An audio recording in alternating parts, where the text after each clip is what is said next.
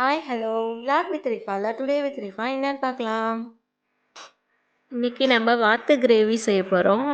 அதுக்கு வந்துட்டு ஃபஸ்ட்டு வாத்து நல்லா கழுவி க்ளீன் பண்ணி எடுத்து வச்சுக்கிட்டாச்சு. அதை ஒரு குக்கரில் மாற்றிக்கிட்டு அதில் வந்து இஞ்சி பூண்டு பேஸ்ட்டு, மிளகாத்தூள், மஞ்சத்தூள், கொஞ்சமாக மல்லித்தூள், அப்புறமா உப்பு, இது எல்லாத்தையும் போட்டு தண்ணி இது வேகிற அளவுக்கு ஊற்றி அதையும் எல்லாத்தையும் மிக்ஸ் பண்ணி குக்கரை மூடி போட்டு ஒரு 5 விசில் வர வரைக்கும் வச்சு வேக வச்சு எடுத்துக்கலாம். அடுத்து இதுக்கு ஒரு பேஸ்ட் நம்ம ரெடி பண்ணோம். அதுக்கு வந்து தேங்காய் ஒரு அரை மூடி எடுத்து வச்சுக்கிறோம். அது கூட முந்திரி பருப்பு சேர்த்து தனியாக பால் எடுத்து வச்சுக்க போகிறோம். திக்கான பால் தான் நம்ம எடுத்து வச்சுக்கணும். ரொம்ப தண்ணி பால்லாம் வேணாம். ஃபஸ்ட்டு எடுத்து வச்சுருக்கிற தலைப்பால் அது கூட இன்னும் கொஞ்சம் அந்த மிக்ஸியில் உள்ள எல்லாத்தையும் கழுவி ஊற்றுற மாதிரி இன்னும் கொஞ்சம் எடுத்து தண்ணி எடுத்து அதையும் புழிஞ்சு எடுத்துக்கிறோம். இப்போ தேங்காய் பால் இதில் மசாலாவுக்கு உள்ள பேஸ்ட் நம்ம ரெடி பண்ணிக்கலாம். பேஸ்ட் கிடையாது, இது ஒரு பவுடர் ரெடி பண்ணிக்கலாம். அதுக்கு வந்து ஸ்டாரு, அதுக்கு அடுத்தது பட்டை, கிராம்பு, ஏலக்காய் இதெல்லாம் எடுத்துக்கிட்டு அதை அப்படியே ட்ரை ரோஸ்ட் பண்ணி எடுத்துக்கலாம். இது நல்லா பொரிஞ்சு வரப்போ நம்ம இதில் ஜீரகம் ஆட் பண்ணுறோம். அது கூடவே பெருஞ்சீரகமும் ஆட் பண்ணுறோம். இது எல்லாத்தையும் நல்லா ட்ரை ரோஸ்ட் பண்ணி நம்ம எடுத்துக்கலாம். ட்ரை ரோஸ்ட் பண்ணி எடுத்தப்புறம் அதை வந்து மிக்சர் ஜாரில் போட்டு ஃபைன் பவுடராக அரைக்காமல் குறைன்னு பவுடர் பண்ணி எடுத்து வச்சுக்கலாம். இதில் நம்ம மிளகும் ஆட் பண்ணியிருக்கோம். இப்போது ஸ்டவ் ஆன் பண்ணி வச்சுட்டு அது கடாய் வச்சுட்டு ஆயில் ஊற்றிட்டு கடாய் சூடான அப்புறம் ஆயில் ஊற்றிட்டு அதில் வந்து நம்ம கட் பண்ணி வச்சுருக்கிற வெங்காயத்தை ஆட் பண்ணிக்கலாம். வெங்காயம் நல்லா ப்ரௌன் கலர் ஆகிற வரைக்கும் நம்ம அதை வதக்கி எடுத்துக்கலாம். வெங்காயம் வதங்கிட்டே இருக்கும்போது அதில் பச்சை மிளகாவையும் நம்ம ஆட் பண்ணிக்கிறோம். வெங்காயம், பச்சை மிளகாய் எல்லாம் நல்லா வதங்கி மிக்ஸ் ஆன அப்புறம் நம்ம இதில் வந்து இஞ்சி பூண்டு பேஸ்ட்டு ஆட் பண்ண போகிறோம். நம்ம ஏற்கனவே குக்கரில் வேக வைக்கிறதுக்காக இஞ்சி பூண்டு நம்ம ஆட் பண்ணியிருக்கோம். ஸோ இதில் வந்து நிறையா போடாமல் இந்த மசாலாவுக்கு தேவையான அளவுக்கு மட்டும் இஞ்சி பூண்டு பேஸ்ட் வந்து நம்ம ஆட் பண்ணிக்கலாம். அதோட பச்சை வாசனை போகிற அளவுக்கு இஞ்சி பூண்டு பேஸ்ட்டையும் வதக்குறோம்.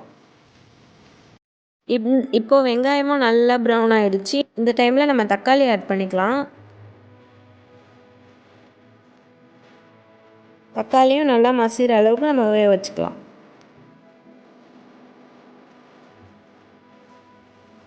இப்போ இதுக்கு தேவையான மசாலாலாம் ஆட் பண்ண போகிறோம். அதுக்கு முதல்ல மிளகாத்தூள் 1 ஸ்பூன், அப்புறம் மஞ்சத்தூள், கரம் மசாலா தூள், கொஞ்சமாக மல்லித்தூள், இது எல்லாத்தையும் நம்ம ஆட் பண்ணிவிட்டு அதை நல்லா மிக்ஸ் பண்ணி எடுத்துக்கலாம். இது வதங்கிட்டே இருக்கும்போது இதில் வந்து நம்ம குக்கரில் வேக வச்சுருக்கோம்ல வாத்து, அதோட அந்த ஸ்டாக்கு அந்த தண்ணியை இதில் நம்ம ஆட் பண்ணிக்கிறோம். எக்ஸ்ட்ராவாக தண்ணி ஊற்றாமல் அதோட தண்ணியவே ஊற்றி நம்ம இந்த தக்காளி வெங்காயம்லாம் நல்லா மசிகிற அளவுக்கு வேகிறதுக்காக நம்ம இதில் ஆட் பண்ணிக்கிறோம்.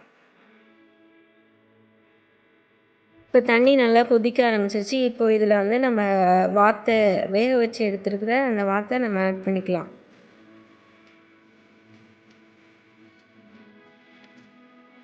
இப்போ இது எல்லாத்தையும் நல்லா அந்த மசாலாவோடு மிக்ஸ் பண்ணிவிட்டு நம்ம பவுடர் பண்ணி வச்சுருக்கிற அந்த மசாலாவை இதில் நம்ம ஆட் பண்ண போகிறோம்.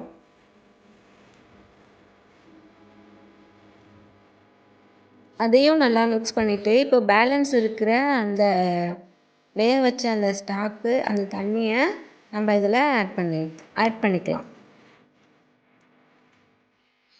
ஆட் பண்ணிவிட்டு இப்போது இந்த டைமில் நம்மளுக்கு உப்பு எப்படி இருக்குதுன்னு பார்த்துட்டு தேவையான அளவுக்கு உப்பும் நம்ம ஆட் பண்ணிக்கலாம். ஏற்கனவே நம்ம அதில் உப்பு போட்டதுனால நம்ம டேஸ்ட் பண்ணி பார்த்துட்டு தான் நம்ம உப்பு போடணும். ஸோ இந்த டைமில் நம்ம உப்பு செக் பண்ணி பார்த்துட்டு நம்ம ஆட் பண்ணிக்கலாம். உப்பும் போட்ட அப்புறம் அதை நம்ம அப்படியே மூடி வச்சிடலாம்.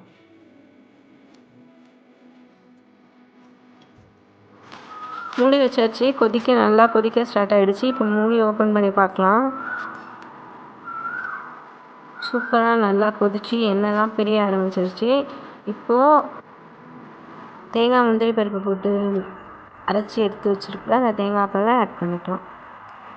இதை ஃபஸ்ட்டே ஆட் பண்ணிட்டோம் அப்படின்னா அந்த முந்திரி பருப்பு போட்டிருக்கிறதுனால அது கெட்டியாகிடும்,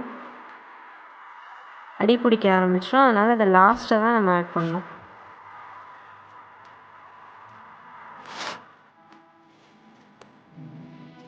இப்போ ஃபைனலாக இதையும் ஆட் பண்ணிவிட்டு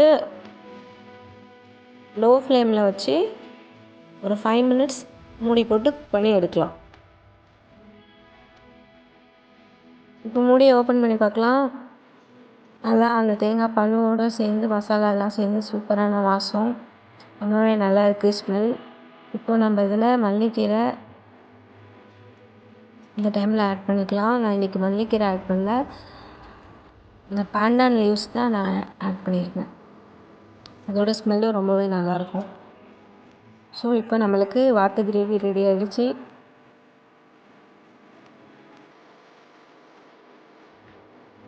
ரைஸ் கூட, சப்பாத்தி கூட, தோசை, இட்லி, பரோட்டா எல்லாத்துக்கும் இதை சைட் டிஷ்ஷாக நம்ம எடுத்துக்கலாம். ரொம்ப நல்லாயிருக்கும். நீங்களும் ட்ரை பண்ணி பாருங்கள். வீடியோ பிடிச்சிருந்தா லைக் பண்ணுங்கள். நெக்ஸ்ட் வீடியோவில் பார்க்கலாம்.